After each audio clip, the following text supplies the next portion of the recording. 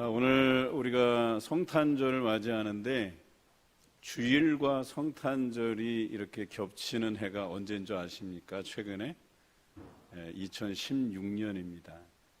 무려 6년 만에 다시 주일과 성탄절이 겹치게 되었는데요.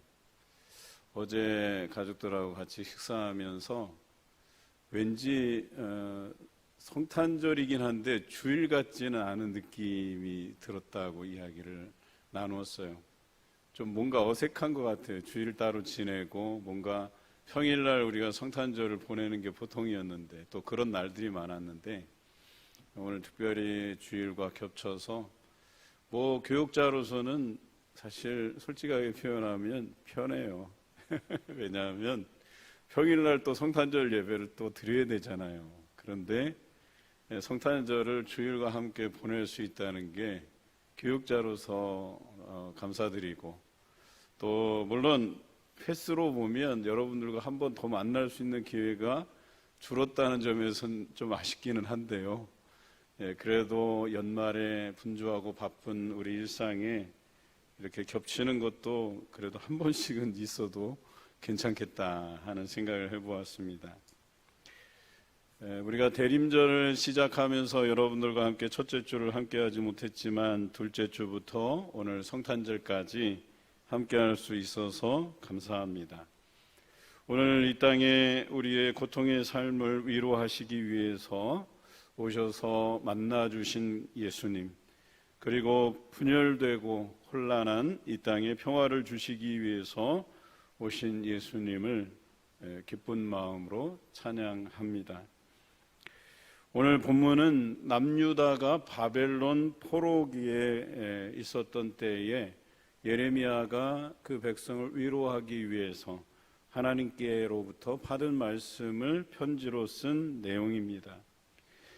이 편지의 내용은 하나님의 말씀이다라고 시작하고 있습니다. 포로가 된 상황에서 그들에게 간절히 필요한 것이 무엇이었냐 하면 바로 하나님의 응답이었습니다. 자신들이 의지했던 국가는 그 백성들을 보호하지 못하는 그 상황에 내몰려진 것이죠. 그러니까 나라가 이제 무너져 버린 것입니다. 뿐만 아니라 주변 나라에서도 남유다를 도와줄 수가 없는 그런 상황이었습니다. 백성들은 그것을 알았기 때문에 포로로 잡혀간 그들에게 희망이라곤 찾아볼 수 없는 그런 상황에 내몰려져 있었다라고 하는 것이죠. 유일하게 그들이 기댈 만한 분은 하나님임을 깨닫게 되었습니다.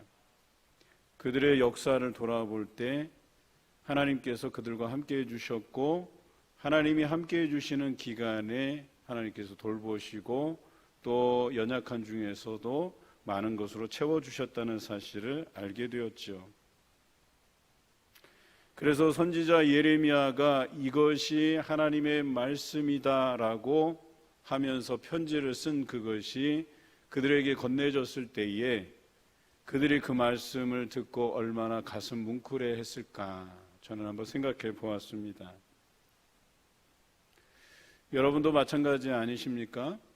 물리적으로 우리가 어떤 도움을 얻을 수 없는 상황에서 또 나의 마음을 진정으로 헤아려 줄 자가 없는 상황에서 하나님께서 여러분에게 속삭이듯이 이것이 나의 생각이고 이것이 나의 계획이다라고 말씀해 주시면 그것이 얼마나 우리에게 위로가 되겠느냐라고 하는 것입니다. 뿐만 아니라 이 바벨론 포로기에 있었던 남유다 백성에게 뿐 아니라 오늘 우리에게도 이 성탄절을 통해서 예수 그리스도의 오심과 또 다시 오실 그 날들을 기억하면 그것이 우리에게 위로가 되고 평안이 되고 또 미래를 향한 소망이 될 수 있다고 오늘 성경은 부단히 우리에게 일관되게 이야기하고 있습니다. 오늘 본문은 두 단락으로 나누는데요. 이 두 단락으로 나누는데 하나님의 그 생각 그리고 하나님의 계획을 담고 있습니다. 그리고 현재와 미래를 함께 이야기하고 있습니다. 먼저 11절부터 13절까지 우리를 향한 하나님의 생각을 현재와 미래로 표현하고 있습니다. 현재의 생각은 평안이다라고 말씀하셨습니다. 포로가 된 상황에서 그들이 평안하기가 쉽지가 않지요. 그러나 본문의 앞선 말씀에서는 바벨론에 너희가 포로로 잡혀가지만 이 땅에서 누렸던 일상의 삶에는 전혀 지장이 없을 거라고 말씀해 주십니다. 너희가 바벨론에서 집을 지을 거고 텃밭을 가꾸고 거기에서 열매를 얻게 될 것이라고 말씀해 주셨습니다. 뿐만 아니라 아내를 맞이하고 자녀를 낳으며 또 그 자녀가 가정을 이루고 또 자녀를 낳게 될 것이라고 말씀해 주셨습니다. 백성들은 포로로 잡혀갔지만 그곳에서 번성하고 백성들이 줄어들지 않을 것이란 약속의 말씀을 듣게 됩니다. 여러분, 이 말씀을 떠올리면 그들이 500년 전으로 거슬러 올라가서 가나안 땅에 입성하기 전까지 출애굽 이후에 40년 광야 생활을 했던 것이 떠오를 겁니다. 그곳에서는 물을 얻기도 쉽지 않고 먹을 음식을 구하기도 쉽지 않았습니다. 낮과 밤의 기온차가 크고 또 여러 가지 위협적인 요소들이 그들에게 있었습니다. 그럼에도 불구하고 하나님의 도우심을 통해서 그 백성들이 줄어들지 않았던 것을 그들은 광야 40년을 통해서 경험했습니다. 그래서 포로기에 이러한 광야 40년의 역사를 그들의 기록물과 또 선조들의 구전을 통해서 전해 들었을 것이고, 그리고 그것을 들은 그들이 그 어려운 포로기에서 하나님의 음성으로 들려진 예레미야의 편지를 읽고 얼마나 위로가 되었겠느냐라고 하는 것입니다. 2000년 전 로마의 압제와 또 여러 가지 죄 가운데 허덕이는 백성들을 위해서 이 땅에 오신 예수님을 한번 떠올려 보겠습니다. 지금 우리에게 남유다가 처한 상황에서 현재의 평안을 말씀하시는 것이 이해가 될 것입니다. 예수님께서 오셨을 때에 많은 백성에게 위로를 전하셨습니다. 병든 자, 귀신 들린 자, 가난한 자, 고아와 과부와 나그네들, 또 이 땅에서 위로가 필요한 자들에게 예수님께서 직접 오셔서 평안을 허락해 주셨지요. 또 병에서 자유롭게 하시고 무엇보다도 죄로 허덕이는 이들을 위해서 십자가에 죽으시고 부활하심을 통해 우리로 하여금 죄에서 자유롭게 하셨습니다.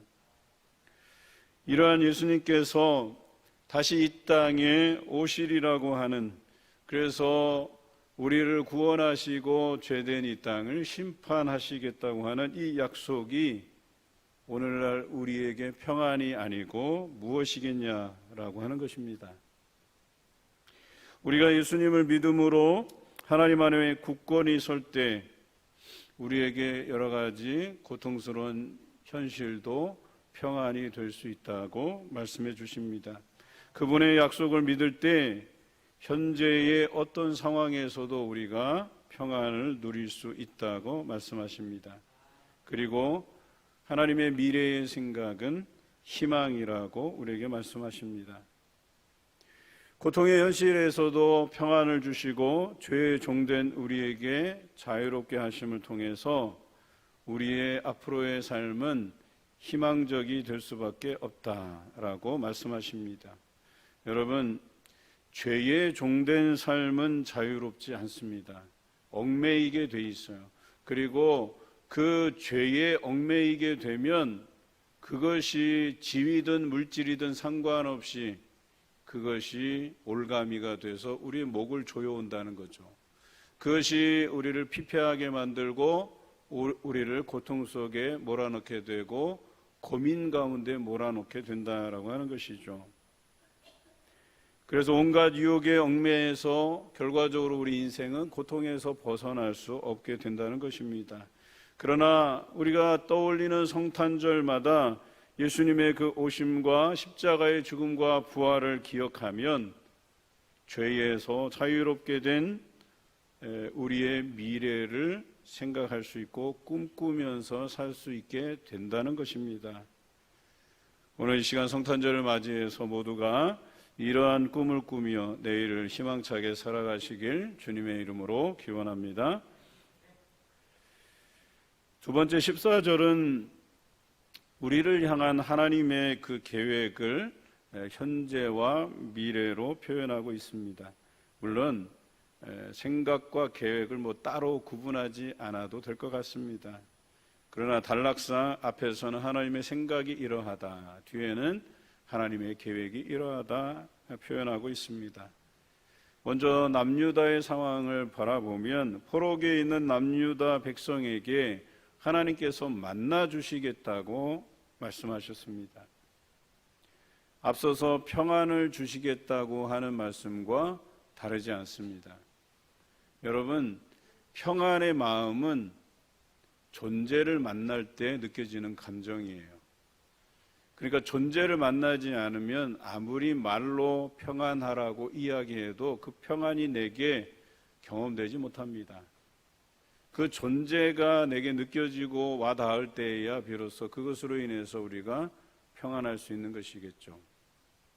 실제로 바벨론 포로기에 있었던 남유다 백성들은 하나님을 인격적으로 만난 것이죠. 그래서 그들이 물론 중간중간에 이 포로기가 언제 끝날까를 고민하며 에스겔 선지자에게 묻지만 그래도 70년 포로기를 믿음 가운데 또 하나님께서 만나주심을 통해서 그들이 평안 가운데 잘 견뎠다. 전체적으로 이렇게 표현할 수 있을 것 같습니다. 이러한 평안의 선언은 그냥 허공에 맴도는 현실성 없는 공약이 아닙니다. 정치인들은 그런 공약을 많이 하잖아요. 공약 중에 잘 지킨 것들도 있지만 어떤 것은 정말 표를 얻기 위해서 그냥 공약한 것들도 더러 있더라고요. 그런데 우리 하나님께서 남유다 백성에게 주신 이 선언은 실제적으로 그들이 포로기에 있을 때 하나님이 만나 주셨고 그들에게 평안의 생각을 심어 주셨다라고 하는 겁니다. 비록 우리가 포로기에 와 있지만 현실적으로 고통스러운 상황이지만 그래도 하나님께서 예루살렘에 있었던 때와 같이 일상생활이 가능하고 가정을 이룰 수도 있고 재산을 모을 수도 있는, 적어도 우리가 물리적으로 인하여서 고통당하지 않도록 하나님께서 보호해 주시고 이끌어 주셨다라고 하는 것은 분명합니다. 그런데 우리를 평안으로 인도하고 하나님을 인격적으로 만나는 이 소중한 경험이 있었지만 그들에게 해결되지 않은 문제가 있었어요. 그것은 바로 포로라고 하는 신분입니다. 또한 그리운 고향 땅이 해결되지 않았습니다. 돌아오지 못했습니다. 아직까지. 또 하나님께 예배드릴 성전에 대한 갈급함입니다. 그 아름다운 성전에서 과거에 드렸던 예배들, 그 아름다운 예배들을 그들이 추억하는 것이죠. 그런데 이것을 근본적으로 해결해 주시겠다고 예레미야를 통해서 편지글을 건넨 것이죠. 그것은 바로 회복입니다. 하나님의 미래 계획은 회복을 말씀하고 있습니다. 반드시 회복시키겠다고 이야기합니다. 그런데 우리 심정은 그렇잖아요. 당장 회복시켜 주시면 좋잖아요. 우리 한국교회가 코로나로 인해서 많은 성도들이 예배당에 나오지 못하는 것이 현실이에요. 또 많은 성도들이 믿음에서 떠나갔고 그 성도들을 다시 불러 모으는데 많은 어려움을 겪고 있는 것이 현실이죠. 그럼에도 불구하고 우리는 다시 회복시키실 그 약속의 말씀을 믿고 굳건히 하나님께 기도할 뿐이죠. 남유다 백성들도 포로기에서 앞이 분명하지 않는 상황에서 예레미야 선지자를 통해 70년이라고 하는 기한을 두셨다는 거예요. 어찌 보면 굉장히 오랜 기간이기도 하지만 여러분, 기한이 있다고 하는 것은 회복에 대한 희망이 있다라고 하는 것입니다. 단지 어떤 사람은 내가 이 70년 포로기 안에 죽을 수도 있겠구나 하는 사람들도 있겠지만, 또 어떤 사람들은 그것에 대해서 우리가 하나님 앞에 죄 지었던 부분들을 떠올리면서 회개하고, 그리고 이 70년이 지나면 다시 고향 땅으로 돌아가서 예전의 신분을 회복하고 아름다운 하나님의 성전 안에서 예배드릴 그날을 그들이 기대하며 기다렸을 것이란 거죠. 그것이 그들에게 회복의 선언이고 그것이 미래에 대한 희망이 될 수 있었다라고 하는 것입니다. 한번 생각해 보세요. 1년이 지나면, 아니면 2년이 지나면, 또 3년이 지나면 여러분의 옆에 보장된 삶이 있다고 한번 생각해 보세요. 내가 지금은 어렵지만 1년 후에는 하나님께서 이런 약속을 주셨어. 나를 회복하신대. 나를 정상적인 위치에 올려놓으신대 라고 여러분이 그 약속을 굳게 믿고 있다고 한번 생각해 보세요. 그렇다면 1년의 세월, 2년의 세월, 3년의 세월 여러분 충분히 견디고도 남음이 있어요. 뭐 적절한 비유는 아니겠지만 적금 같은 거 하잖아요. 옛날에는 적금 만기 날을 기다리잖아요. 만기가 되면 이게 얼마로 우리에게 돌아올지에 대한 설렘 같은 게 있었잖아요. 여러분 마찬가지예요.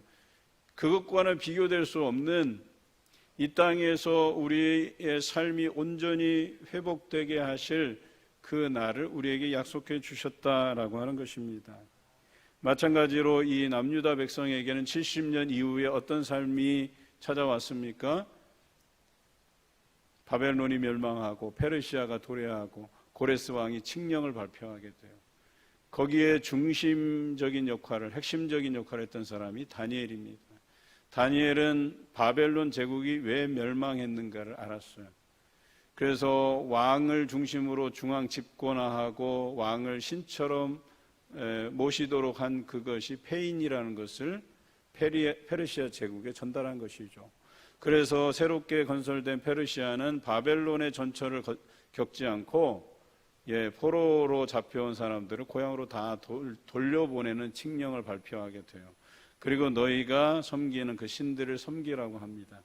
다만 내가 너희를 보호해 줄 테니까 거기에 대한 대가로 조공을 바치게 한 것이죠.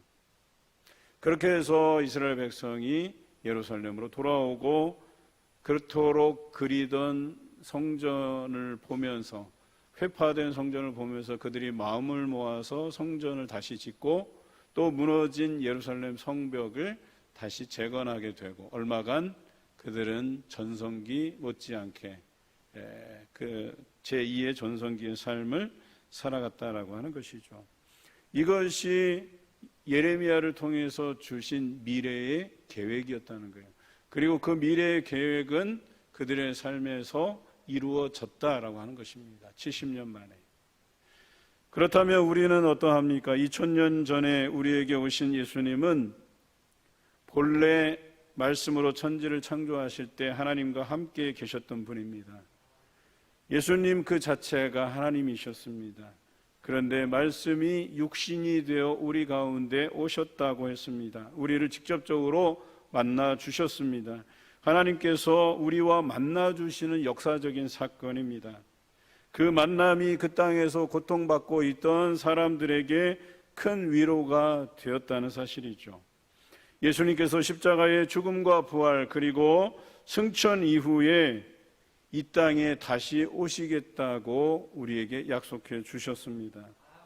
그래서 성탄절이 되면 2000여 년 전에 오셔서 그들 백성을 위로하고 회복시키셨듯이 다시 이 땅에 오실 예수님을 기억하면서 고통스러운 이 삶, 죄된 삶에서 우리를 구원해 주시고 우리를 회복시켜 주시리라고 하는 그 약속을 되새기는 것이죠. 떠올리는 것이죠. 단순히 예수님께서 이 땅에 탄생하신 것을 축하하고 기억하는 것에 지나지 않는 것이 아니라 이제 다시 오실 예수 그리스도, 그리고 이 땅에서 고통받는 우리들을 해방시키시고 우리를 구원해 주실 것이라는 이 기대, 그리고 우리를 온전히 회복시키시리라고 하는 그 기대를 우리가 가지고 살아간다라고 하는 것이죠. 믿음 가운데 살다 죽은 자들은 복되다 하셨고, 또 믿음으로 살다가 주의 오심을 경험하는 자들도 있어서 하늘로 올림받는 그 모습을 우리에게 약속해 주셨습니다. 이 땅에서 장막집이 무너지면 또 우리를 위해서 예비해 놓으신 천국이 있기 때문에 우리를 그곳으로 인도해 주셔서 우리의 삶을 온전히 회복시켜 주시겠다고 말씀해 주셨습니다. 이 땅에서 비천한 삶을 누렸다 할지라도 그 천국에서는 하나님의 자녀로서 영원히 하나님께 예배드릴 그 날을 우리에게 약속해 주셨다는 것입니다. 그래서 예수님의 오심을 우리는 평화의 왕으로 오셨다고 고백할 수 있는 것입니다. 여러분, 왕으로서 현재의 평안과 미래의 희망, 또 왕으로서 현재의 만남을 통해 미래의 회복을 우리에게 경험케 해 주시겠다고 약속하신 것입니다. 오늘 이 성탄절 아침 이런 평안과 희망, 만남과 회복이 여러분에게 충분히 경험되시길 주님의 이름으로 기원합니다.